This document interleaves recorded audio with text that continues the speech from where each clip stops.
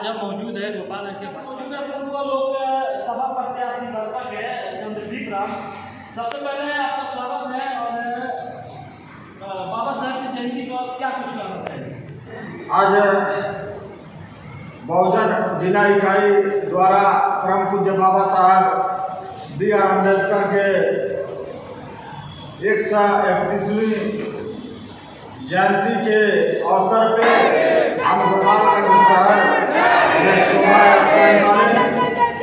बाबा साहब के मूर्ति पर माल्यार्पण करके हम सभी ने संकल्प लिया कि हम लोग बाबा साहब के बताए हुए मार्गों पे चलेंगे और क्रांतिकारी होने के साथ साथ निष्ठावान भी होंगे, तभी बाबा साहब का सपना साकार होगा।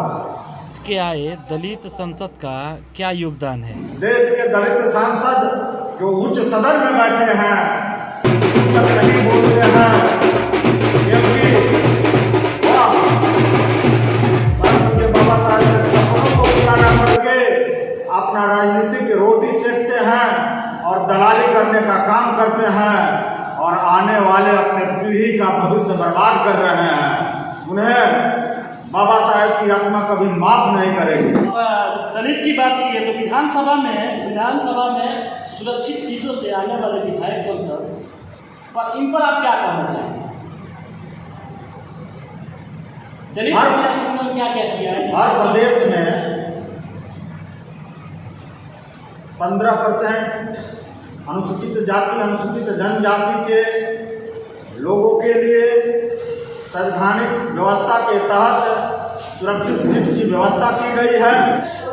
मैं उन लोगों से आपके चैनल के माध्यम से एक रिक्वेस्ट करना चाहता हूं कि यह व्यवस्था है संविधान के तहत, तब भी आप या कोई और दलित सदन में चुन के जाता है, अगर आप दलितों का आवाज नहीं बनते तो आपको दलित के संख्या बल पे जो व्यवस्था मिली है चुनाव नहीं लड़ना चाहिए। आप लोगों को आप लोग किसी समान सीट पर चुनाव लड़ना चाहिए, तब आप लोगों को अपने औकात का पता चलेगा कि आपकी राजनीतिक सूझबूझ कितनी है।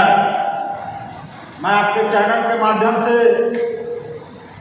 एक सुझाव देना चाहता हूं कि अभी 5 स्टेट में चुनाव हुआ है, उसके बाद विधान परिषद का चुनाव हुआ है।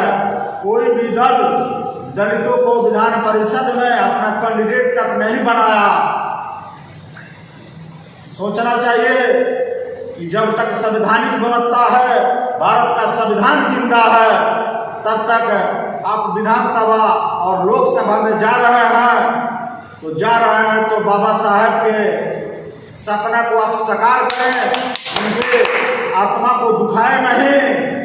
आप उनके आवाज के लिए वहां चुन के गए हैं और आप वहां दलाली का काम कीजिएगा तो दलितों के पास खोने के लिए कुछ नहीं है। वह तो अपना सब कुछ खो चुका है, लेकिन पाने के लिए संघर्ष है। दलित सड़क से लेकर और गांव तक संघर्ष करते रहेगा और संघर्ष के बदौलत अपने आप को जिंदा रखेगा, अपने स्वाभिमान का रक्षा करेगा, अपनी जान माल की रक्षा करेगा। पूरे देश निजीकरण की रास्ते पे चल चुकी है, इस निजीकरण की व्यवस्था को लेकर आप क्या कहना चाहेंगे? मैं आपके चैनल के माध्यम से देश के दलित समाज के लोगों से, अति पिछड़ा समाज के लोगों से ये अनुरोध करना चाहता हूं कि देश बहुत गलत दिशा में जा रहा है।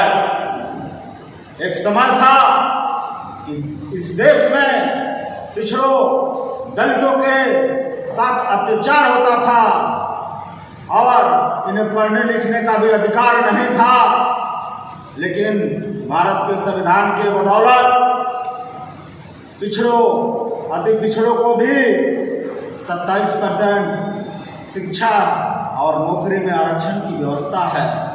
जो पिछड़ा समाज के लोग इस बात को नहीं समझते हैं।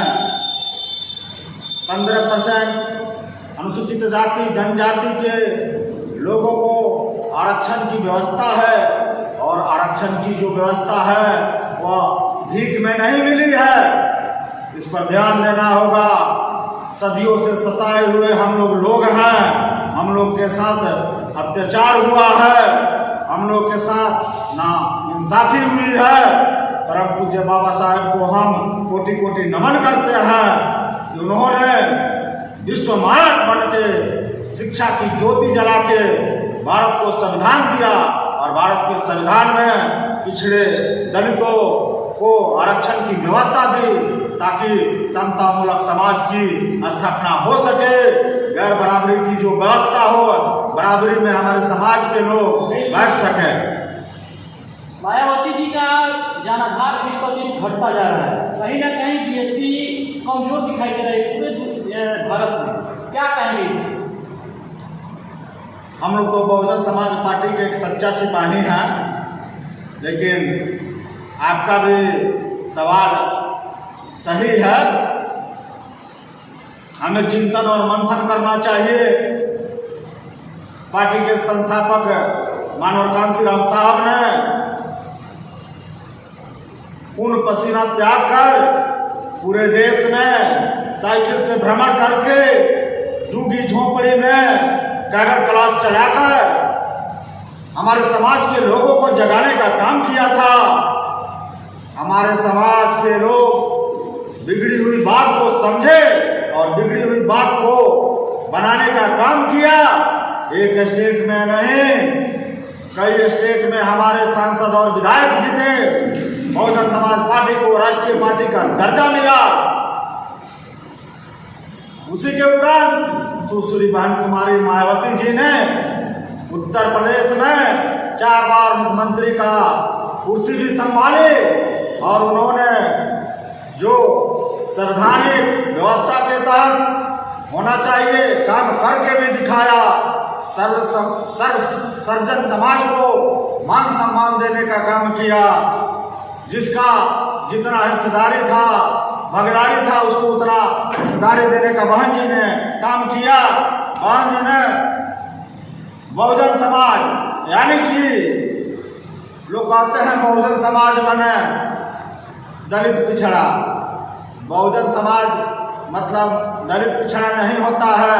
बहुजन समाज मतलब सर्वजन समाज के महापुरुषों को बहुजन समाज हम कहते हैं।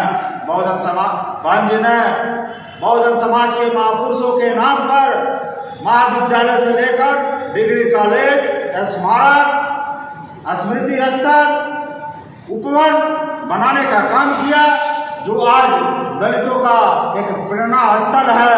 दलित वहाँ एकत्रित होके अपनी बातों को रखते हैं और आप ही जैसे चैनल के माध्यम से देश में प्रचालित किया जाता है कि बहुजन एकता आज भी बाबा साहेब के सपनों को साकार करने के लिए दिन रात संघर्ष कर रहा है।